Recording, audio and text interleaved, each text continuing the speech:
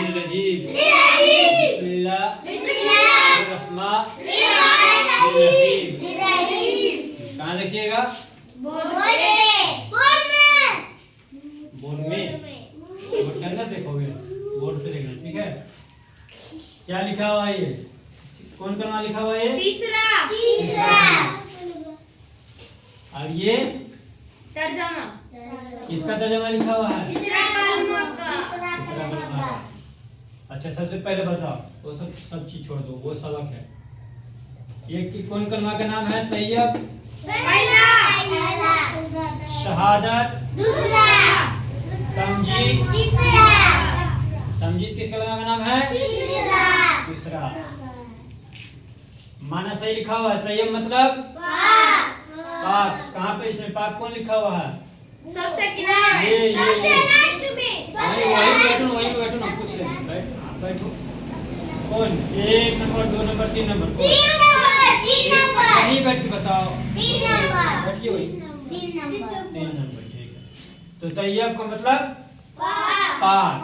और कौन वाला है सही? ये वाला 3 नंबर, ठीक। तमजीद का मतलब बुजुर्गी। बुजुर्गी। कहाँ लिखा हुआ है? 2 नंबर। 2 नंबर। सही कौन है? तुम हाथ नीचे हो।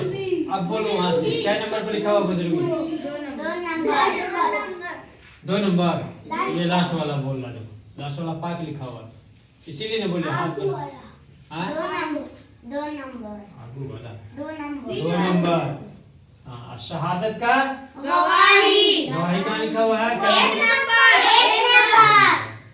हाँ, तो तैयब मतलब पाक। शहादत मतलब गवाही। तमजीद मतलब बुजुर्गी। हाँ। तैयब कौन सा कलमा है? पहला। शहादत दूसरा। तमजीद तीसरा। पहला दूसरा याद हो गया कलमा? जी। मीनिंग किसको किसको याद हुआ? मीनिंग याद हो गया? पहला कलमा का। दूसरा किसको किसको याद है? दूसरा कलमा का मीनिंग किसको किसको याद है? तीसरा का तुमको सब याद है? तीसरा कलमा तमजीद। सुब्हानल्लाहि वल्हम्दुलिल्लाहि वला इलाहा। जिस तरह पढ़ा है उसी तरह तलफ्फुज से सुनाइएगा, ठीक है? तजवीद से फिर से पढ़िए। सुब्हानल्लाहि वल्हम्दुलिल्लाहि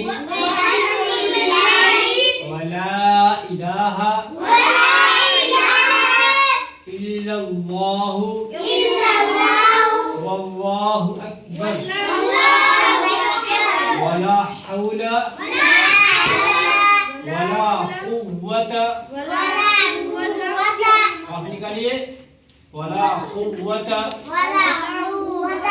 इल्ला बिल्लाह हिल अली यिल अज़ीम। यह यिल अज़ीम, युल नहीं, हिल अली यिल अज़ीम। जैसे पहले सुब्हानल्लाहि वल्हम्दुलिल्लाहि वला इलाहा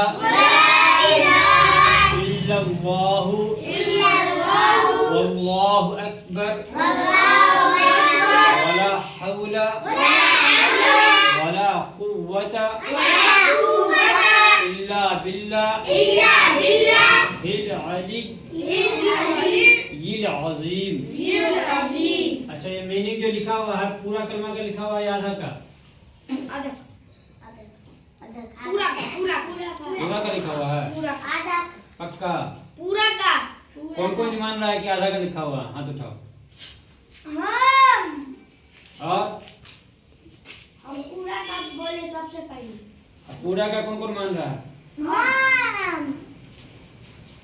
आधा का? आधा का। हम सबका। तो ये जो है आधा ही का मीनिंग लिखा हुआ है, अल्लाहु अकबर तक।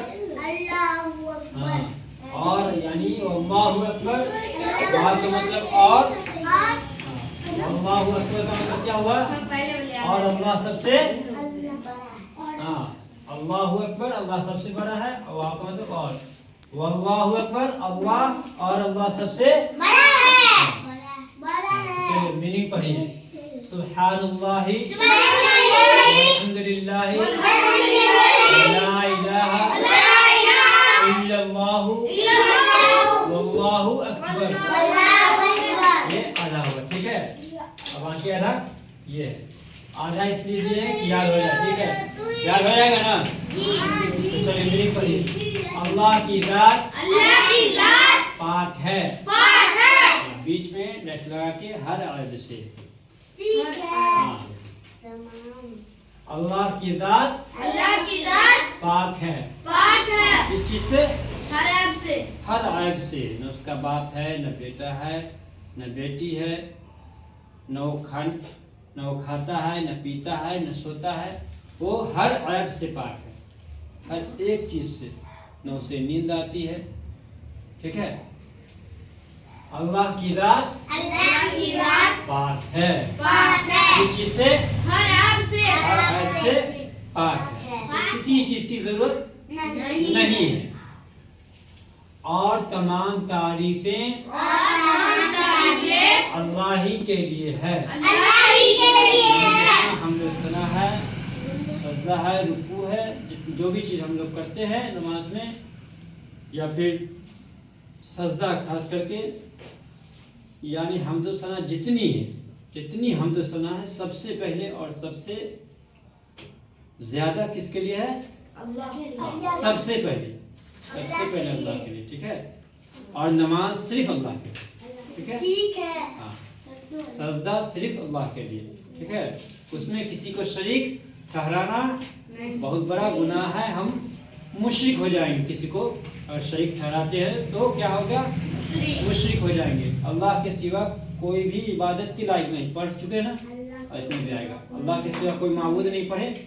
माबूद मतलब इबादत के लायक नहीं, यानी सारी इबादत हमारी किसके लिए होनी चाहिए? अल्लाह के लिए। बल्कि हर चीज हमारी अल्लाह के लिए होनी चाहिए। हर अच्छी चीज अल्लाह के लिए हमको करनी है। तो अल्लाह की जात पाक है। पढ़ो जल्दी इधर देखो। अल्लाह की जात पाक है, इससे हर ऐब से। और तमाम तारीफें अल्लाह ही के लिए, यानी तमाम हम्द सना सिर्फ और सिर्फ अल्लाह ही के लिए। और अल्लाह के सिवा कोई माबूद नहीं। पढ़ा ना, यानी कोई भी इबादत अल्लाह के सिवा से किसी की नहीं करनी है। अल्लाह के सिवा कोई इबादत के लायक है ही नहीं। और अल्लाह सबसे नहीं, अल्लाह से बड़ा कुछ नहीं। हाँ, दुनिया की कोई भी चीज नहीं, कोई भी नहीं। खुदा से बड़ा कुछ भी नहीं। माँ बाप, बहन, भाई, नबी, वली, कुछ भी अल्लाह से बड़ा नहीं है। अल्लाह सबसे बड़ा है, ठीक है। सबसे पहले अल्लाह और सबसे बड़ा अल्लाह। इबादत की बात सिर्फ अल्लाह, ठीक है। अल्लाह एक है, वो अकेला है, उसका कोई शरीक नहीं। अल्लाह से बढ़कर कुछ भी नहीं। अगर कोई बोले तुमको भटकाने के लिए, यानी वसवसा डालने के लिए कि ये बेंच तो बहुत बड़ा है, क्या अल्लाह बड़ा है या बेंच बड़ा है, तो क्या बोलोगे? हाँ, तो फौरन पहले क्या बोलना? माअज़ल्लाह, ठीक है। माअज़ल्लाह, अल्लाह से बड़ा कुछ भी नहीं है। इसको एक लफ्ज में जवाब देना है कि अल्लाह से बड़ा दुनिया ही का क्या साथ, हाँ, ऊपर हो या नीचे हो, दीन दुनिया का कोई भी चीज, कोई भी इंसान, कोई भी वली, कोई भी नबी अल्लाह से बढ़कर नहीं। हाँ, अल्लाह से बड़ा कुछ भी नहीं, कोई भी नहीं, कुछ भी नहीं। कोई भी चीज अल्लाह से बढ़कर नहीं हो सकता। अल्लाह सबसे बड़ा है। ये हमारा क्या है? ईमान है, ठीक है। ये हमारा ईमान होना चाहिए कि अल्लाह सबसे बड़ा है, ठीक है। समझ में आ गया? अल्लाह की जात सबसे पाक है और तमाम तारीफें अल्लाह ही के लिए है और अल्लाह के सिवा कोई माबूद नहीं। कोई पूछेगा नमाज किसके लिए पढ़ते हो? सिर्फ अल्लाह के लिए, ठीक है। कोई भटकाने के लिए बोलते नबी के लिए या वली के लिए या हसन हुसैन के लिए, अली के लिए, कोई बुजुर्गान दिन के लिए, तो क्या बोलना है? बिल्कुल नहीं। सिर्फ नमाज हमारी किसके लिए है?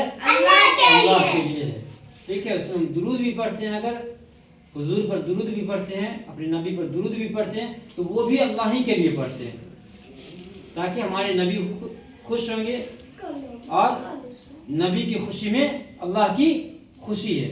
तो हम नबी को भी खुश इसलिए करते हैं कि हमारा अल्लाह खुश हो। माँ बाप को भी खुश हम इसलिए करते हैं ताकि हमारा अल्लाह खुश हो, यानी हमारा मकसद ही अल्लाह, ठीक है।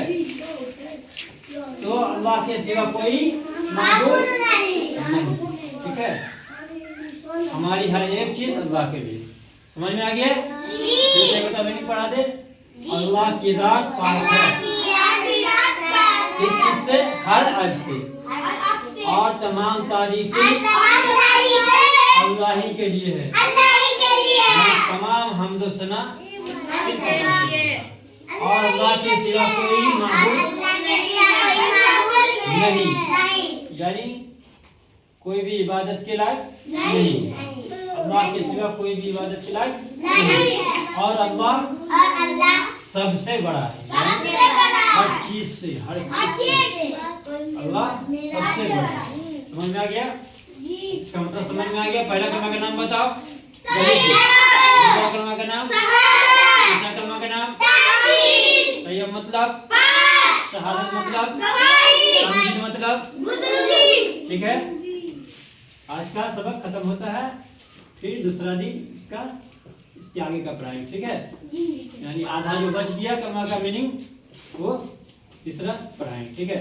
तीसरा कलमा याद करके लाना है और आधा मीनिंग जो है ये भी याद करके लानी है। जिसको दूसरा याद नहीं हुआ उसको दूसरा कलमा भी याद करना है, दूसरे कलमा का मीनिंग भी याद नहीं करना, मीनिंग भी याद करना है। और जिसको पहला कलमा याद नहीं है उसको पहला कलमा का मीनिंग याद होना चाहिए हर हाल में, ठीक है।